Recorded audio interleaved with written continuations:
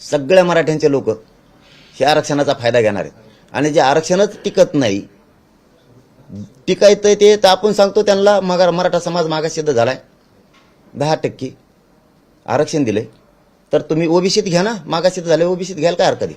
तर 50%च्या वर टाकलं मग ते उडालं पाहिजे. इंदिरा साहनीचा खटला सांगतो 50%च्या वर गेल्यावर टिकत नाही, मग यांना ओबीसीत घ्यायला काय हरकत आहे? ते नाही करत, हे याला 10% घ्यायला लावा, नसता याला गुतवा, हे षडयंत्र यांचं सुरू आहे. माझी मराठा समाजाला फक्त शेवटची एवढीच विनंती, आपण एकजूट राहा आणि शांत चित्तानं बघा आता कोण आपल्या लेकरांचं पिढ्याचं मिळणारं आरक्षण न मिळावं म्हणून वाटोळं करायला लागलाय आणि त्याचा नेता मोठा व्हावा म्हणून किती ताकद लावली त्यांनी. मंत्री बघा, ते आमदार बघा, असे पेटलेत, अशी टोळी माझ्या विरोधात उभा केली. अरे मी शेतकऱ्यांचा गोरगरिबांचा लढा लढतो, गोरगरिबांसाठी. पिढ्याना पार श्रीमंत मराठ्याला आमदार, मंत्री, खासदार, व्यावसायिक, नोकरदार मराठा, शेतकरी मराठा सगळ्यांचं पिढ्याना पार कल्याण होणार आहे, यांच्यासाठी मी लढतोय. आणि हे आरक्षण त्या मराठ्यांना द्या म्हणतोय मी, तर हे म्हणते त्याला अटक करा, म्हणजे त्यांच्याच पोराचं कल्याण होणार आहे. हे म्हणते अटक करा. बघा उलट्या बुद्धीची, ज्यांच्या लेकराचं कल्याण होणार आहे, ज्या मराठ्यांचं कल्याण होणार आहे, त्या मराठ्यांनी असं म्हणायला पाहिजे आमचं आरक्षण आम्हाला द्या, आम्ही त्याच्या पाठीशी. तर हे म्हणते त्याला अटक करा. बघा उलट्या बुद्धीचे. कोणासाठी अटक करा? तर त्याच्या त्या नेत्यासाठी, ते खरजुलं नेतं त्याच्यासाठी.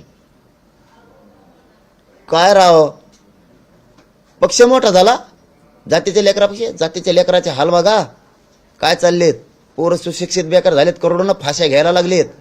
तुमचे नाही घेणार आमदार मंत्र्यांचे, तुम्ही करोडो रुपये कमवलेत ह्या मराठा गोरगरिबांच्या जीवा, पण माझ्या गोरगरीब मराठ्यांचे पोरं फाशी घ्यायला लागलेत.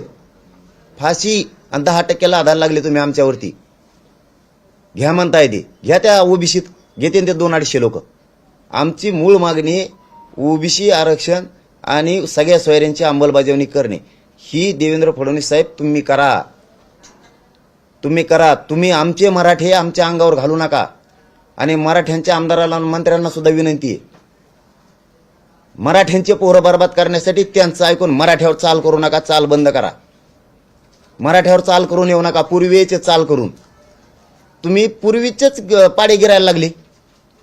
जे पूर्वीचे मोठमोठ्या शाह्या होत्या, जे इंग्रज होते, ते जसे आपलेच लोक मुडदे पाडायचे, तसंच तुम्ही करायला लागला. मी मराठ्यांसाठी आरक्षण मागतो. एकाही मंत्र्याला, आमदार तुम्हाला बोललो का? तुमच्या पक्षाला, नेत्याला बोललो, तुमच्या जातीसाठी. तुमच्यासाठी बोलून तुम्ही उलट मुर्दे पाडायला उलटे निघालात. गोरगरिबांच्या पोरं मराठ्यांच्या मारायचे आहेत का तुम्हाला? त्यांना आरक्षण नाही मिळवून द्यायचं का आयुष्याचं? गोरगरीब मराठ्यांचे पोरं अधिकारी नाही होऊन द्यायचे का?